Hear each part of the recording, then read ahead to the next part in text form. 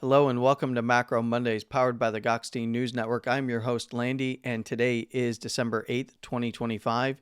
And we aren't looking at a chart to start with today. We're actually at Forex Factory looking at the calendar because we do have the FOMC meeting on Wednesday. Now, of course, I will have a video on Wednesday kind of breaking down price action for traditional markets and Bitcoin. But in this case, because we do have the FOMC meeting on Wednesday, I wanted to kind of point out a few things to watch for in the Tuesday session as we head into Wednesday for the rate decision. And it's less about the rate decision because I do think we are going to get a 25 basis point cut, but it's more about ADP, which you can think of as essentially private sector non-farm payroll. And that's going to give us a good idea of kind of what employment's looking like. We're also going to get JOLTS job openings. And then, of course, we will have the employment cost index coming into Wednesday. And then there's a few other things that are going to be happening. But the biggest thing is going to be the federal funds rate decision, which, again, I am expecting a 25 basis point cut like most are.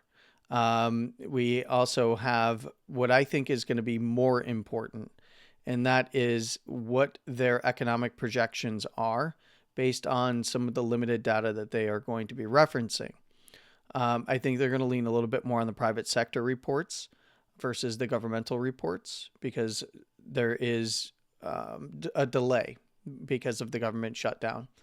And right now we're in a tricky spot. So I'm going to stay on this for just a moment because we have, I believe it's going to be, so unemployment claims for U.S. is coming out on Thursday.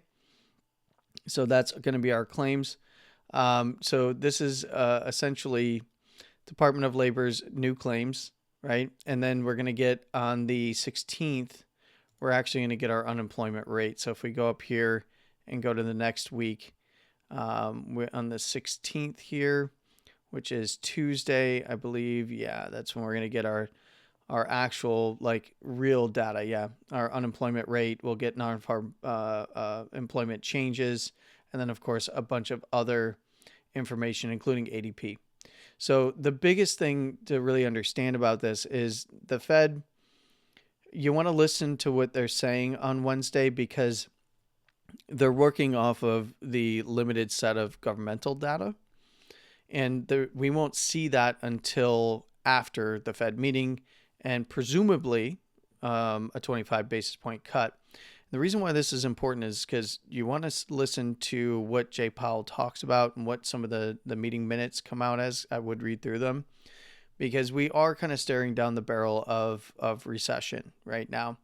Can it be prevented? Absolutely. But the Fed needs to act, and they need to take a dovish stance. And in my opinion, I think that they should likely start. It's going to be interesting because it's a rock and a hard place right now.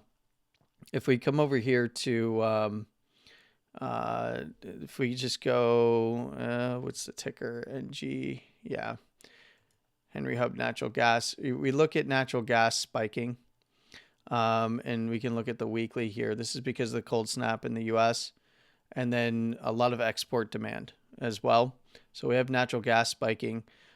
Oil has been down. Well, I dropped my my stuff here. Sorry.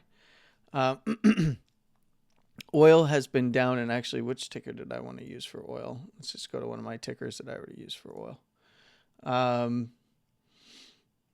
We'll use U.S. oil in this case, which is fine. Oil has been down for some weeks now, and this is because of production increases in the United States, kind of hitting all-time highs. And then, of course, OPEC Plus was really ramping up production as well, but they're going to be pausing production because a lot of the wells are unprofitable at this particular moment. So because the Fed has a dual mandate between employment and inflation, I think that right now they're still kind of in a sticky spot because we have rising energy rates, in this case, being driven by natural gas and other factors. And then we're going to see oil probably, start to put in a bottom here. It might continue down a little bit more, but probably start to put in a bottom, in the coming couple of months during that pause. So they have like a limited window to kind of nail this because they have to tackle employment. We've stagnated in the job sector, right? And that is all arrows pointing towards recession when you see that, because IC is way down, as I pointed out last week, and unemployment is up, and I expect unemployment to continue up at least 4.5, maybe more, from 4.4. And that's because, people are entering the workforce or trying to get reemployment. IC's down, they can't find jobs, then they go on to unemployment if they're eligible. So that increases that number, and you kind of get this divergence between the two as I drop this again.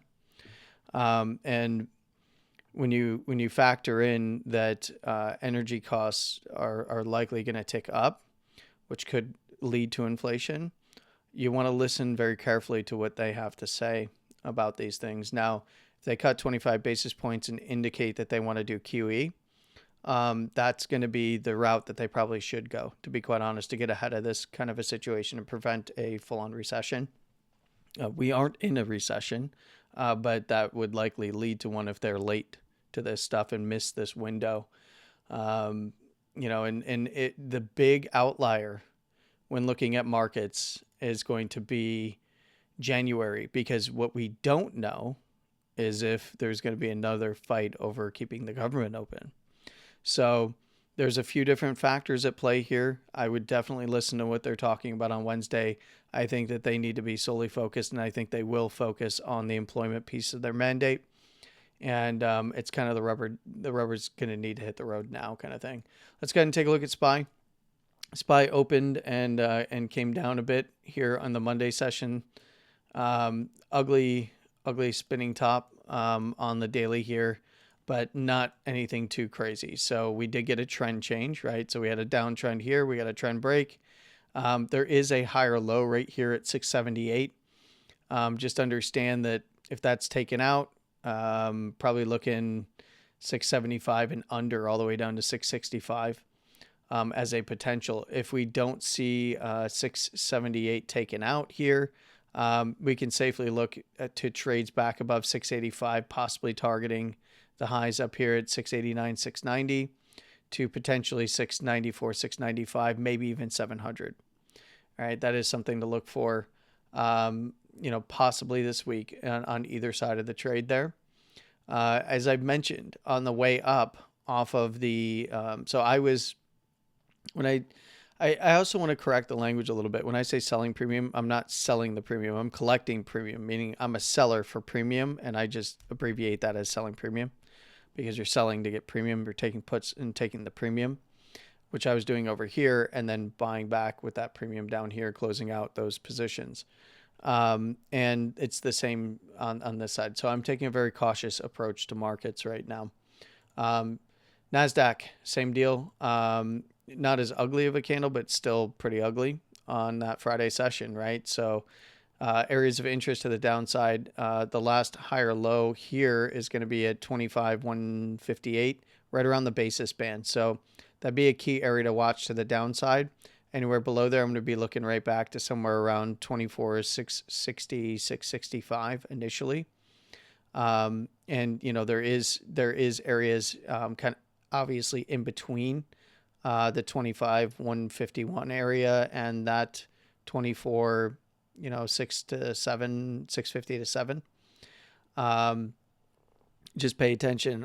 Honestly, they can come down safely to that 25,150 or so.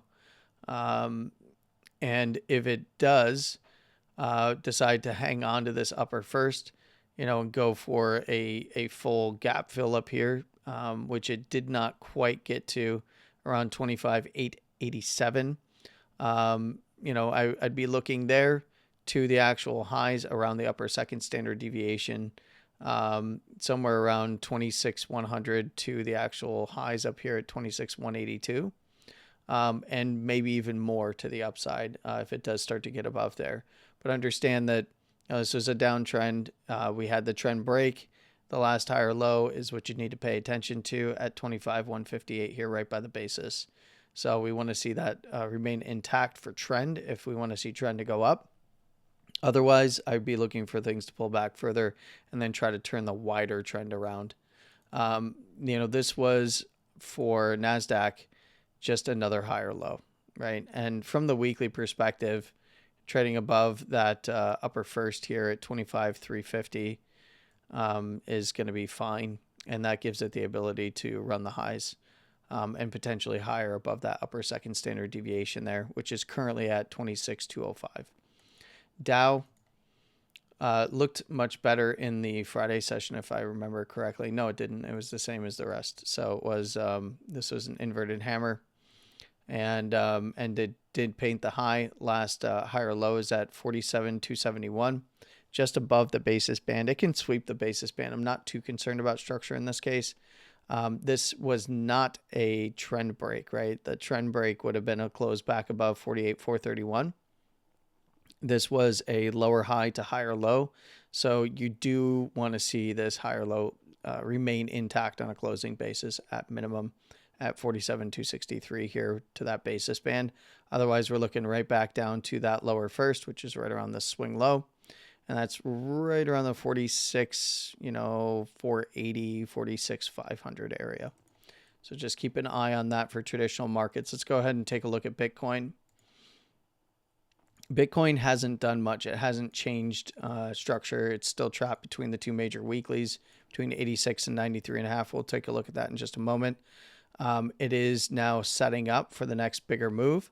Not too much of a different look than we had on Friday in terms of the band setup. So this is compression, and below the low at 84, we're going likely for the lows at 80 and maybe even more to 78.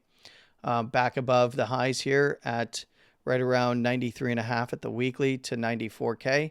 We can start looking 96 to 98 and possibly 101 where we previously had an area of support that was lost. I'll go ahead and turn on the support and resistance areas of interest for you. And you can see that right around the inflection point is what Bitcoin has been sweeping. It swept it all weekend and took a bunch of late longs out that were pretty high leverage right in there. But realistically, it's just, Bitcoin has been trading between 86 and 93.5 at the weeklies on closes, with some swings, out the bottom side and a couple swings out the top side. Really not doing much. Inflection point, again, is going to be 89K. That's right where the basis band is. If it's dropped, probably running the Sunday low around 87 it's probably this is 87.7 to around 87 by the lower first. Anywhere below there, look to 86, right? And then 86 to the low really becomes the area to pay attention to. 86 to 83.8. If we do see any closes below that lower second, that also get below, if we haven't already started to trade below 83.8, I'd be looking for that to be the target. If we already see that being traded below, that opens up the bottom side down to around 82 to 82.5 by the lower third. Anywhere below there, we're looking 80,000 to 78 as the next big area, and that would be on expansion. And realistically, any closes below this 83.8 would also be below the lower second, right? Which would be expansion back to the lows. Realistically, that target from a daily level would be targeting the weeklies down here at 80 to 78 initially, but this bigger zone down here between 74.4 and 80 becomes the actual target. And to the top side, back above 93.5, and then above the high here at right around 94, 181, 94.2. We can look to the point of control by the upper third standard deviation. Note that the upper second is right in line with the highs here, and the upper third is right in line with the point of control that I've been talking about prior. And I'm not showing it on the screen right now because there's a point of control level down below 74, all the way down here, right at 67 or so. That's going to be of interest if we were to see 74.4 dropped. But there's also areas of support and resistance to pay attention to in there as well. Around 69 to 70, obviously, prior high of the prior cycle, and then 65, so on and so forth. But we'll talk about that if that begins to paint that way. In this case, back to the upside, if we do see another higher low set, what would that look like? Well, technically, we did have another higher low set. So it's more about getting above 93.5 to 94 and then going for 96. Anywhere above there would be, of course, expansion into 96, anywhere above the upper second into the upper third. And above there, we'd be looking for expansion into this 98 to 101.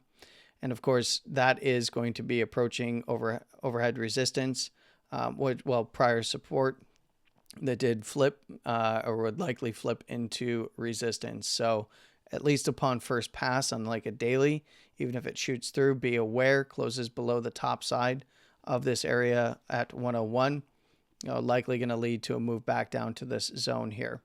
So that is what we want to pay attention to in the Tuesday session into the Wednesday session. And then, of course, on Wednesday, I will be, uploading a video right after the Wednesday close. We'll talk about where rates are, what some of the numbers, economic numbers came in at, and we'll take a look at Bitcoin. We'll take a look at traditional markets as well. That's all I got for you today.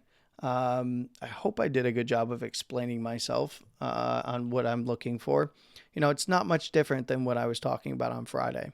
So not much has changed. The market's just kind of waiting for FOMC. And more importantly than even FOMC, I think the market's waiting for some of the job data to come through. And personal thoughts, anecdotal thoughts, I guess, are that the Fed's got to. I personally think that the Fed will have to start prioritizing, and will be forced to start prioritizing employment, not just through the cuts, but maybe even indicating further cuts in January, February. And I think we might end up having to see QE, or we might end up seeing QE sooner rather than later, judging by some of the secondary on the short end of the yield curve. So we shall see.